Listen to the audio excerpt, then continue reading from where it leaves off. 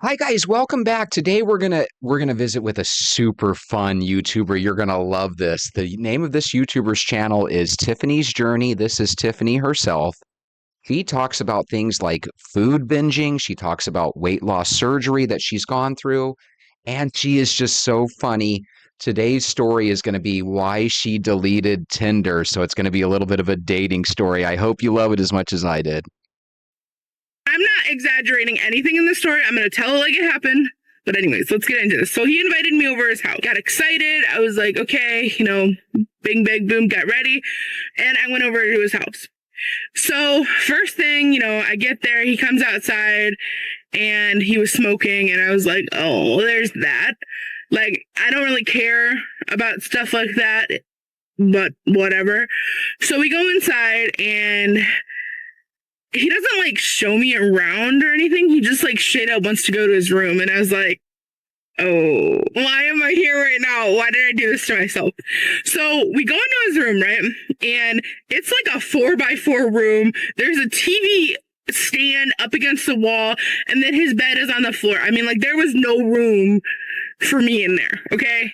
I was uncomfortable as hell. He's like, go ahead, sit down. So I went to sit down and I sat down on the bed, and this thing was so low to the ground. I swear to God, I was holding myself up. You know how when you like do like an awkward stance? I was holding myself up. He sits like right next to me. So close to me. I can't even breathe. I don't like when people hear me breathe. So I was like, and then he lays like back. And I'm just sitting there like, oh, this is awkward. Oh, thinking to myself, I hope he doesn't think anything's going to happen, because it's not. He asked me like, so you've never had a kiss or you've never done anything like that, blah, blah, blah. And I was like, no, I've kissed somebody before, but like 2 people.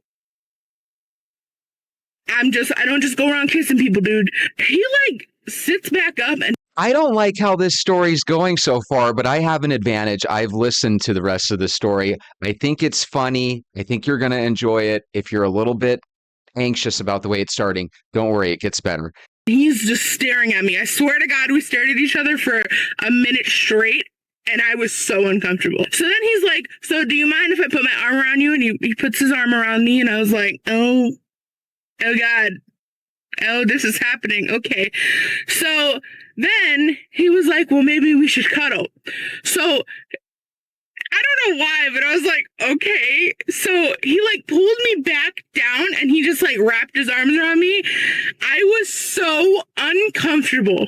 I was like, what the? I'm sitting there, I'm like staring at his chest, like, why am I here? What am I doing? This should not be happening. I don't know this guy.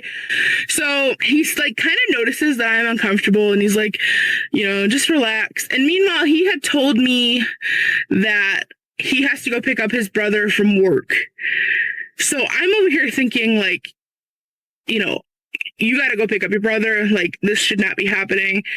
And he like made kissy faces at me. I mean, he was like, and I was like, oh. So I sat up. I was like, nope, can't do this. And he got like an attitude with me. Like, dude, you don't know me. So we get up, he like starts walking out or whatever, and he goes and gets himself a pop or a soda or whatever. Doesn't offer me one. So he's like, do you want to go with me? And I was thinking to myself, like, not really. I'm about to get in the car. I look over. This man does not have shoes on.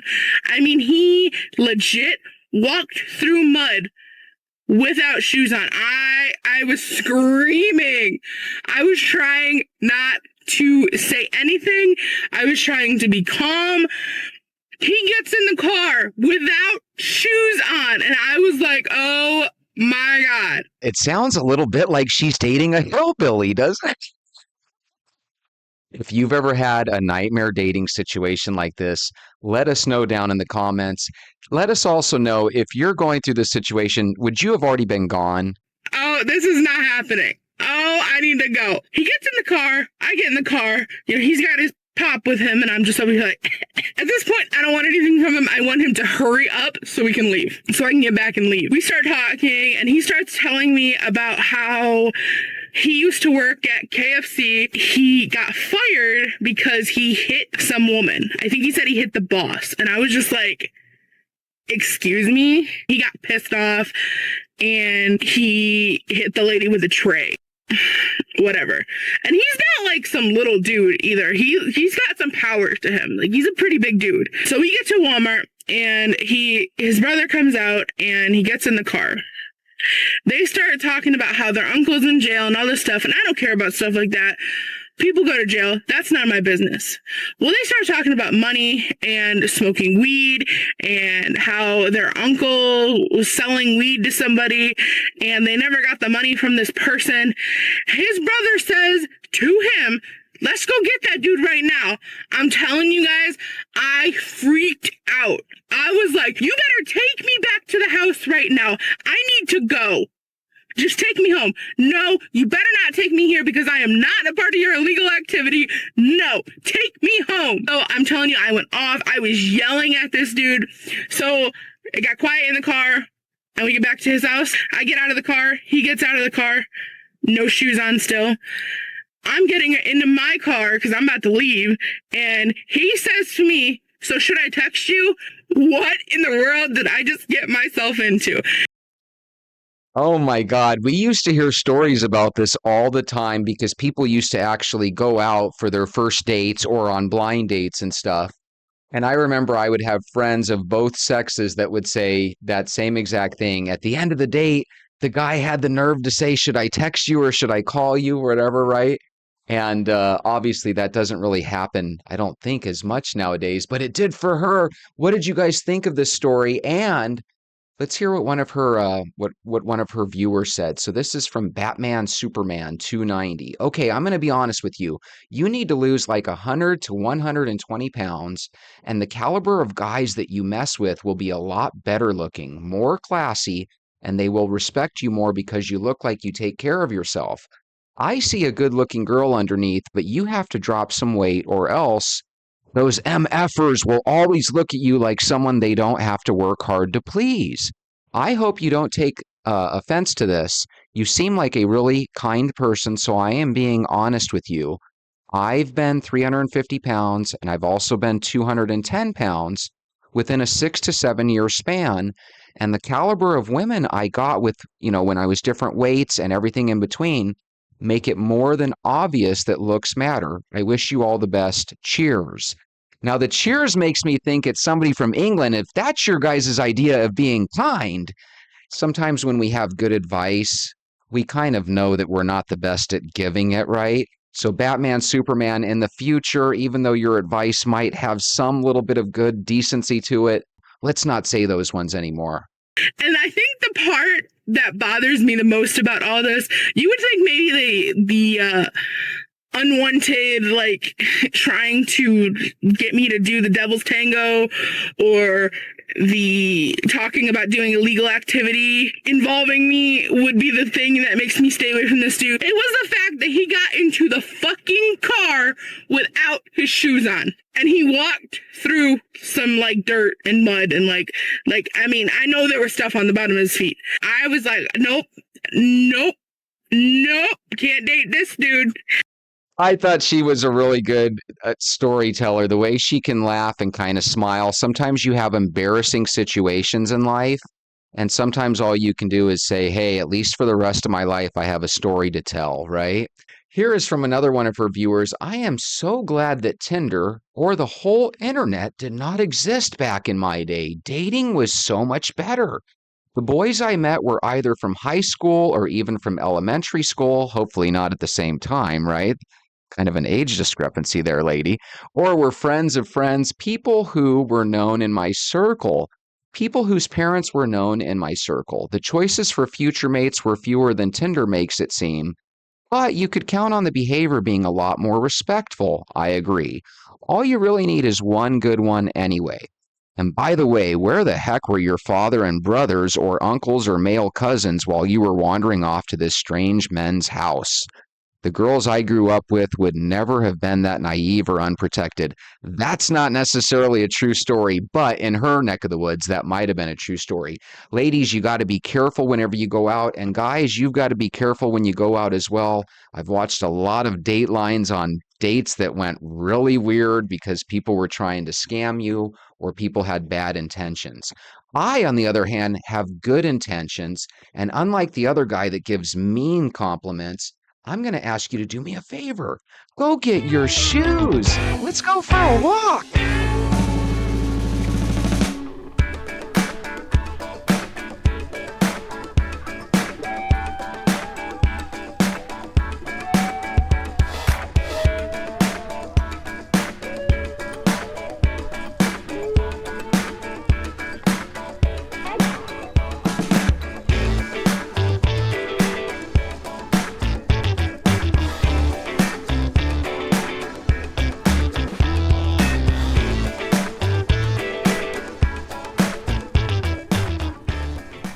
Good morning, Venters. How are you? Happy Friday.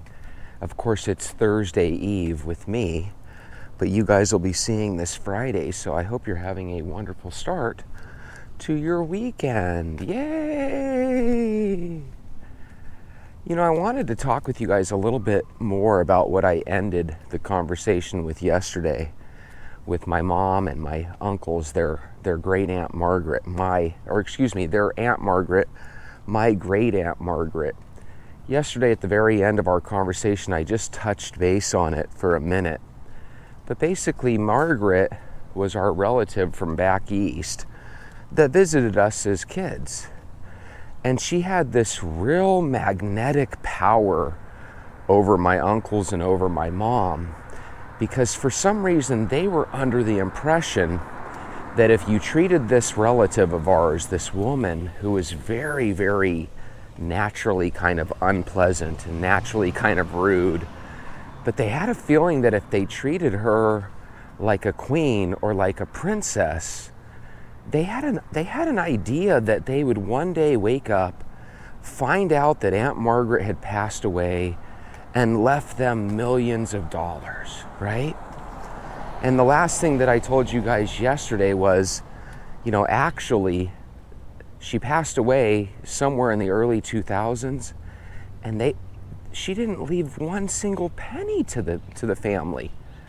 And it was just really, really interesting, because one of the things that my family did that your family probably didn't was a lot of the members of my family, we looked at getting successful and rich in life not as something where every day you worked hard and you saved your money and you invested your money and slowly but surely you would become successful and wealthy. That's how a lot of people view wealth, right? You slowly but surely set it up where if you're an entrepreneur, hopefully you can get rich and successful in your 30s and 40s. But if you're not, and you worked hard and you invested your money, you could still potentially retire a millionaire. I mean, we hear these stories all the time. Hey, guess what? The Red Venter's out. LeBeau is out. Good morning, LeBeau. Have a good walk. And so my family is the type, and I should say was the type, because my family's all pretty much gone now. But we probably spent over the last 30 years probably a couple $100,000, no joke, in slot machines. That is the poor person's way of getting rich. Gambling, the lottery. We've probably invested as a family, and when I say we, I'm not really talking about me, I'm talking about my relatives. They've probably invested a good 6 figures in lottery tickets over the years as well. So what do we want to do when we become rich? I think what we want to do is we want to have a nice vehicle, a nice home, and we want to be able to take vacations. Well, I don't know if you would agree or not, but if we would have spent even a small percentage of all the monies that we wasted in casinos gambling away, if we would have even saved and invested a small percentage of that, we would have been able to go on not only annual vacations, but probably monthly vacations. Because when you get to a point where you're gambling $200 or $300 a day, and you're gambling 3 or 4 days a week during your working years, and then 4 or 5 days a week during your retirement years, the only thing I can think of is that you were rich. You chose to blow your money on a slot machine. Well, Jesse, how come you were able to get away from gambling? When I gambled, I always played games where if I lost my money, I lost it to another human being at the poker table. When you throw your money away into a slot machine, I don't know any way in the world that's faster to lose $200 or $300 than on a slot machine. And you guys know what I'm talking about. Most of us have a family story of somebody going in and winning 8, 9, 10 grand at a casino. But most of us have the opposite story where every time we go in the casino, we lose $100 or $200 in a slot machine and we never win. Who's more blessed? The person that goes in and wins a jackpot and is forever addicted to gambling? Or somebody that goes in, never wins, and quits early and counts their blessings rather than their losses, right? So it's one of those weird things where, again, when you're poor, and I don't even know if our family was poor, I think we just really had bad spending habits. No different than some of us have bad eating habits, right? But it's just really weird that poor people will treat the meanest, cruelest people with the most love and respect, you know? Because I feel like a lot of times that's how we are with our politicians. We have these politicians that make our lives miserable, and some way, somehow, we still get up every year or every couple of years to go vote them into power. It's really kind of disgusting. But I got to see that firsthand with Aunt Margaret. She was the type of person, and again, these are my memories of when I was like 7 or 8 years old and she came to visit us. She was the type of person that people would say, "Good morning, Aunt Margaret," and she would say, "Yeah, what's so good about it?" You know? I mean, we're talking, it wasn't like she was a little sassy. My 8-year-old memories of her were one where it was like Cruella de Vil. This woman was miserable. This woman never had anything to say. She was not lovey-dovey. You could not say, "Aunt Margaret, we love you. How was your trip?" It was be quiet. You guys are being too loud. You know? I could remember 7 or 8 in the morning, the family getting up to go to their jobs or do their various things, and she's complaining because, you know, people are being too loud. Well, why don't you go in the spare room instead of taking up the couch in the living room, Aunt Margaret? You know? I mean, these are things even as an 8-year-old, you say, well, you know what? The bedroom has a door on it, Aunt Margaret. Why don't you go stay in the bedroom instead of taking over our living room? That makes no sense, right? Sometimes when there's arguments involved, things don't make sense. I can remember even when I was growing up, I would have friends spend the night and my mom would be yelling for us to be quiet. And it's like, well, your room has a door. Why don't you close your door? But it's like certain people, when they're irritated, they don't even look at the obvious options, you know? It's just make other people, you know, miserable dealing with you. So the one thing that I'll probably never be able to get over is the fact that in the search for endless vacations, luxury cars, and lots of money, my family ended up losing probably over $150,000 over the last 30 years trying to win $150,000. Tell me that's not a little crazy, right? So again, Jesse, how were you able to get over gambling? Well, number one, I was a successful gambler.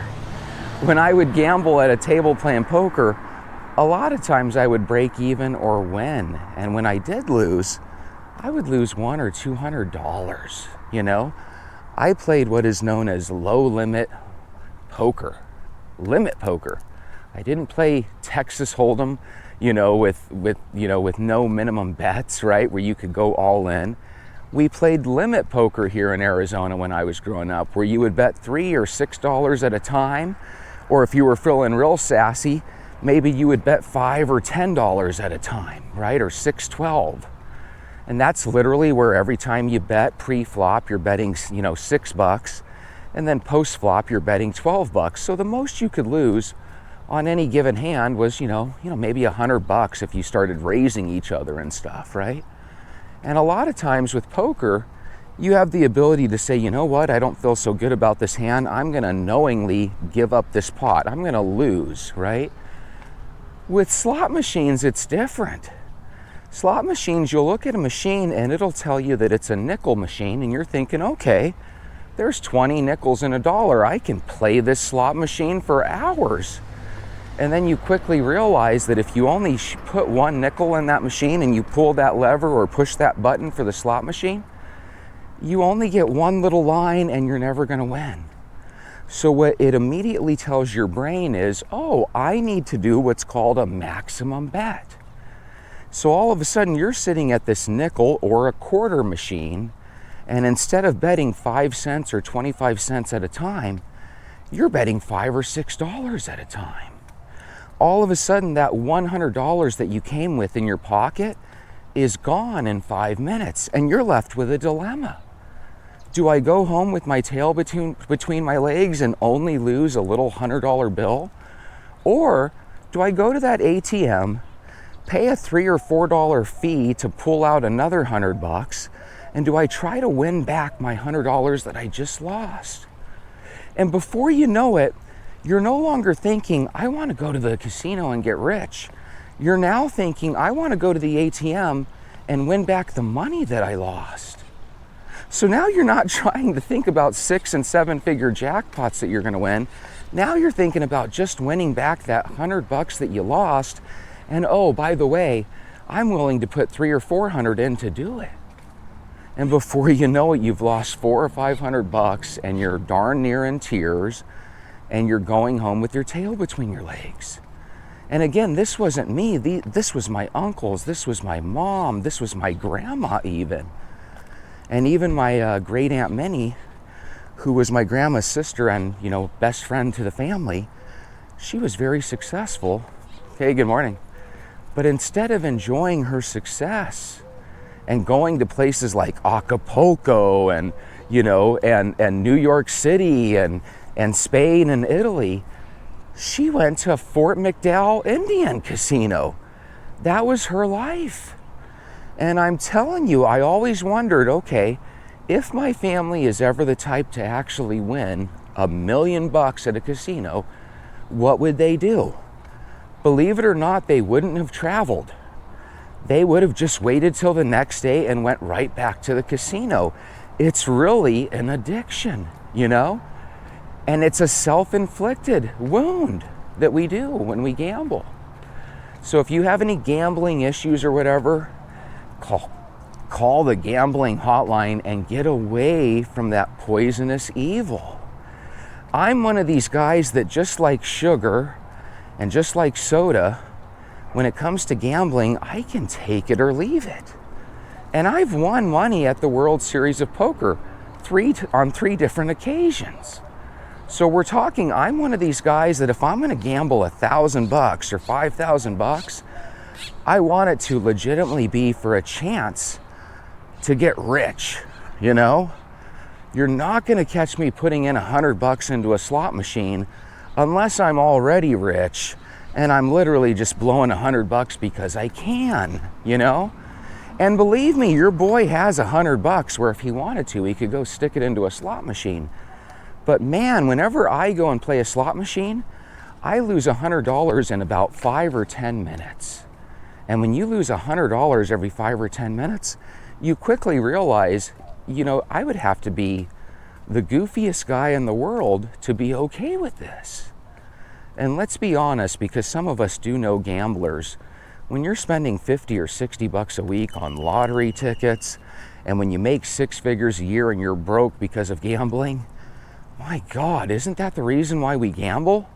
So we could have a chance at winning 6 figures? You already won, sir. You have a job that pays 6 figures. enjoy your job, stay away from the casino. And I know people that are watching, not many people are blessed to make 6 figures in a year, but you'd be surprised how much money gamblers make to keep up their gambling habit. It is bizarre. You know what you should start? A reading habit. Look at this beautiful little mini library in our neighborhood. I can't wait till one day when Mala calls, or somebody calls up on the show and says, you know what, not calls up, but writes a message on the show saying, you know what, I called the littlelibrary.org and we went ahead and we put a little library in our neighborhood. Yes! Walk Talk Vent is infecting the world with positivity. So the good news is, if you don't live in Nevada, if you don't live in California or Arizona, you probably have a decent chance of not having a gambling problem, or New Jersey, right? Or an Indian casino. These Indian casinos are what really are getting people addicted, because they're usually everywhere nowadays, right? If you can stay away from the casino, get used to investing in yourself. Take that 50 or $100 that you lose every week in the casino, and man, take a look at some videos on YouTube about index funds. See if you can start something small that gains a little interest now, and you might be able to set it up where in as little as 15 to 20 years, you might be able to be well on your way to retiring a millionaire. It doesn't take forever for things to start rolling and stuff, If your job offers a 401k and they have like a 3% match and stuff, which a lot of jobs do, put a couple dollars each week into your 401k. And then don't listen to financial gurus, because what financial gurus will tell you is, don't do a 401k, do this, that, and the other. You can always start off with your 401k, and as you get used to seeing your money grow, a lot of times that'll spur you into wanting to learn more. And that's where you're at your best, when you want to learn something. You don't just want to start taking money and doing what every financial guru says to do. Do your homework. See if it's something that really is in your best interest. And if you don't want to get rich overnight, which you already know in your heart, getting rich overnight is a very hard proclamation, right? Very impossible to do for most people. Look at getting successful as something that's a long-term goal. Much like your health when it comes to walking. Oh my God, Jesse, did you just flip the script on us? Yeah, I did, Bob. You got to look at your health no different than your goals for retirement. If you talk to investors and stuff, they don't necessarily want you to look at it as a slow, long haul. Some of them do. But a lot of them will start talking about day investing and trading, and how you can really take advantage of their skills as a financial guru or financial analyst, right? And a lot of times what you'll find, especially if you watch some videos on Warren Buffett, a lot of times what you find is you want to buy stocks and just hold them. Could you imagine if you would have bought Coca-Cola or AT&T stock in the 1940s or 50s? Could you imagine how much that would be worth now? You're buying stock when it's, $4 a share, and now all of a sudden it's $104 a share or something crazy. That happens not because we buy something on Monday and sell it on Tuesday. No, that happens because we invest. We buy something and we hold it. And if you want to know some companies that Warren Buffett liked investing in, think about companies like Coca-Cola. Why? Because Coca-Cola was here way before you were born, and it's going to be here way after. And there are countries all around the world where their drink of choice is not beer, wine, or, water. It's Coca-Cola. I saw a show on YouTube, and it was discussing this place in Mexico where the water is just poisonous. You can't really drink the water, but one of the springs that's at the top of this mountain belongs to the Coca-Cola Corporation. So the safest water to drink in this one part of Mexico is Coca-Cola. And this city and town where this area is in Mexico, that's the drink of choice. It's not beer, it's not alcohol, although I'm sure some people are alcoholics there. It's Coca-Cola. So when you look at these people, they look healthy like you and me. They're not all necessarily fat. Many of them are, of course. But when they smile and you see that their teeth are caramel colored, if they have teeth at all, many of them have mouths full of cavities or missing teeth, right? And you start to realize, aha, even though Coke isn't going to kill you when you drink a bottle of it, if you drink it every day, it is killing you. Quit drinking that stuff on the daily. Instead, take that money that you spend on Coca-Cola and invest in Coca-Cola. And no, your boy is not a financial guru. I'm not telling you to invest in any particular thing. What I'm trying to say is, don't gamble, okay? Let's take it back to walking. Walking is kind of like saving up for your retirement. You're not going to be able to pull a Sean and walk 17 miles a day. And even if you do, it's kind of like we're part of a simulation. If you walk 17 miles a day, it's not necessarily going to help you lose weight much faster than if you just walk for 45 minutes to an hour. So Sean, you're our MVP when it comes to walking daily. You can walk forever, but I think even you've noticed that a long walk doesn't necessarily have this huge effect in one day. It has an overall effect. You're getting addicted to your walk. You're probably starting to realize that, man, when I walk for 2 or 3 hours at a time, I really get into my zone. And Sean, if you love walking that much, don't ever give up that walk. Keep going. You know, Sean is probably to the type now where when he walks for 15 or 20 minutes, he probably no longer feels like, hey, I just did a walk. He probably feels like, I'm just getting started. And that's what happens when you start to realize how important and how fun and enjoyable the walk can be. If you're dealing with financial problems, your problem might not be the casino. Your problem might be fast food restaurants. God, you cannot buy a fast food meal for under $10 nowadays. So if you're buying fast food for you, your spouse, and your 2 kids, you're no longer leaving McDonald's with $20 missing from your wallet. You're leaving McDonald's with $40 missing. How many people can afford $40 worth of fast food a day? Now pretend like you're a bachelor and you're not spending $40 a day on fast food. You're spending 15 in the morning, 20 in the afternoon, and at lunchtime, and then you're spending another 25 in the evening.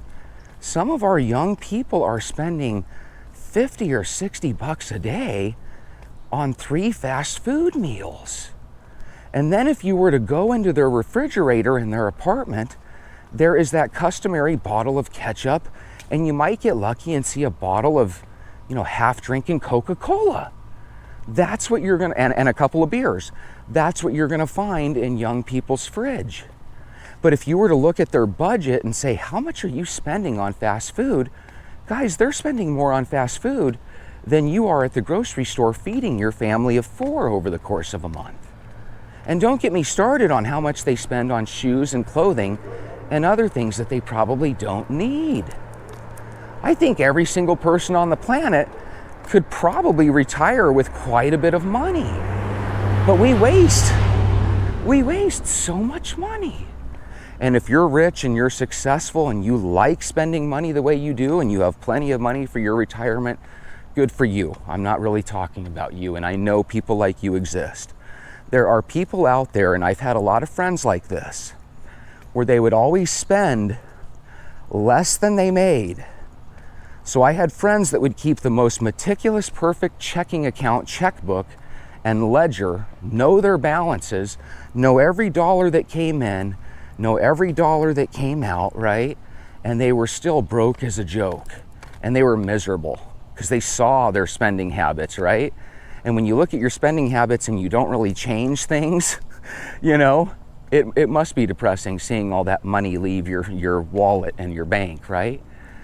But my other friends that didn't necessarily keep a checking balance, they just lived by the mantra that I'm gonna spend less than I make. They were the type that they would always have a money roll in their pocket, and they had scary money rolls. And if you're one of these people, stop this.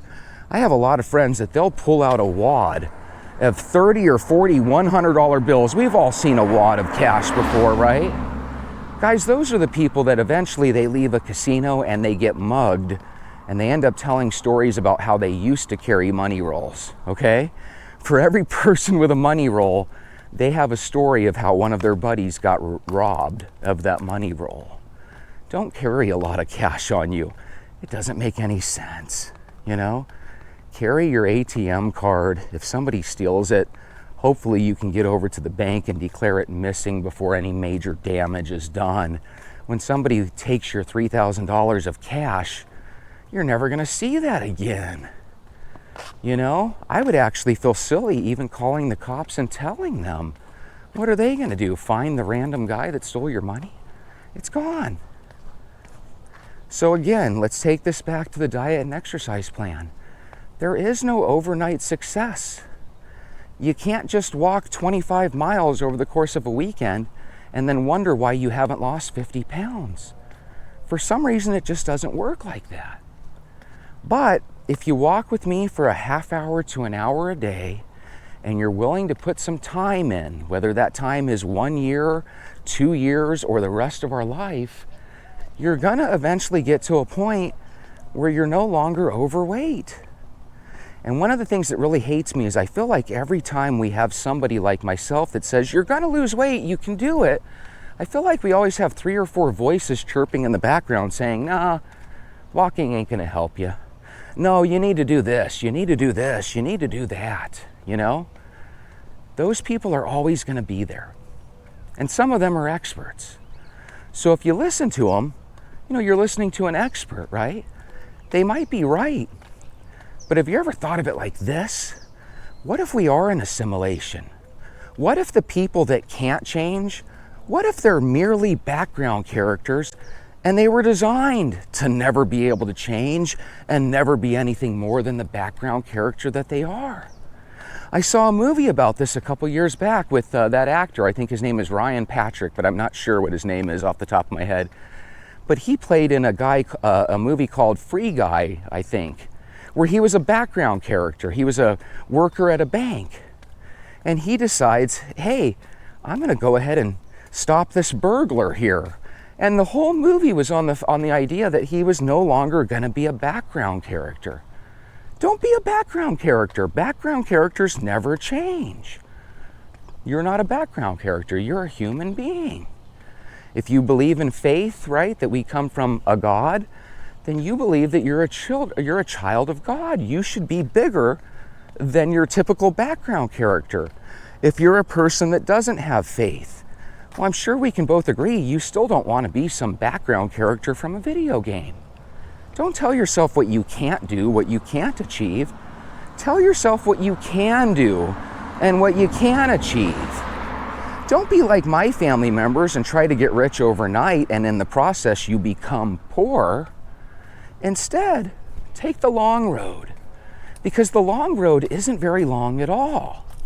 I'm 47. This time last year seems like the snap of a finger. Time goes by so quick. Guys, today the clouds are out and it feels like 10 or 15 degrees cooler. It feels like about 85 degrees and the breeze, or 85 degrees and the wind just kicked up right now. It feels heavenly.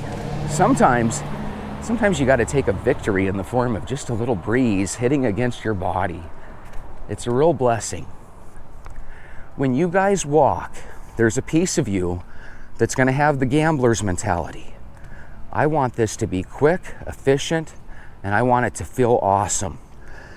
Guys, losing weight doesn't always feel awesome because sometimes you look at that scale and you had this really great week where you didn't eat any sweets, you drank nothing but water, and you even did some extra credit walks, and that darn scale said that you gained a pound. So there's some weeks that are just tougher than others. But you got to be able to realize that every single dieter on the planet has these little plateau areas. If I'm okay with the plateau, and sometimes it takes 3 or 4 weeks to lose a pound, why can't you be? We'll do it together. Jesse, you're 165 pounds and you can lose 18 to 20 pounds in 3 months, and I just don't think it's fair. Bob, quit crying, put your shoes on, let's go for a walk. You know, there's gonna be a week or a month out there, Bob, where you actually lose 4 pounds and I don't lose a thing. That'll be that month where I gain a pound. What I promise you, Bob, is I won't cry about it to you and quit. I'm gonna keep going. So when I lose 3 or 4 pounds in a month and you gain 1 pound or don't gain or lose anything, right? That's where I need you to keep your promise to me, that we're gonna walk together. And we're gonna quit judging our victories on what some inanimate object known as the scale tells us. We're better than that. Why? Bob, we're not background characters. Well, maybe Bob the alien is, right? Bob, maybe you're a background character. No, I'm not. Okay, Bob. No, you're not. You know how you can prove you're not a background character, Bob? How? By making smart moves that make sense, like human beings should do.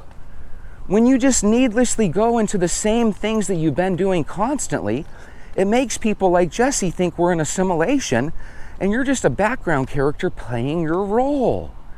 Your role, Edith, is not to be the overweight lady that passes away early in her life. Your role, Mala and Sean, is not to be the person that works out and never experiences results. God put you on this planet to be a beacon of light and to show your kids and your family members what can be done with the power of positive thinking and by telling ourselves we do have a little willpower. It's not too difficult to put one foot in front of the other. Sean, there is no way in the history of this world that you could have walked 17 miles on day 1. You worked your way up there 1 mile at a time, and you realized pretty quickly that, hey, this walking gig is not a bad idea at all. And you want to know something crazy, Sean? Wouldn't it be crazy if we got paid $5 or $10 per mile? Oh my God, I bet you'd see 1 million people out here with me walking. Why do we need to get paid in money when our health is the real riches? Remember that quote from Walk Talk Vent. Why are we so concerned about getting rich monetarily when the real richness is our health? Guys, you can change your health in as little as a season. Just like summer turns into fall, which turns into winter, which turns into spring, there's no reason why you can't go from 200 to 180 to 160 with each and every season. Now, there is going to come a stopping point, right? You can't ever get down to 0. But here's the good news. None of us want to get down to 0. Most of us don't want to lose 150 pounds. Many of us just need to lose 10 or 15 pounds. What's that going to do, Jesse? Guys, that 10 or 15 pounds is going to give you something called confidence. And with confidence, the human being can achieve anything. Could you imagine if all of a sudden, with the show like Walk Talk Vent, imagine if all of a sudden this time next year you've lost 25 or 30 pounds.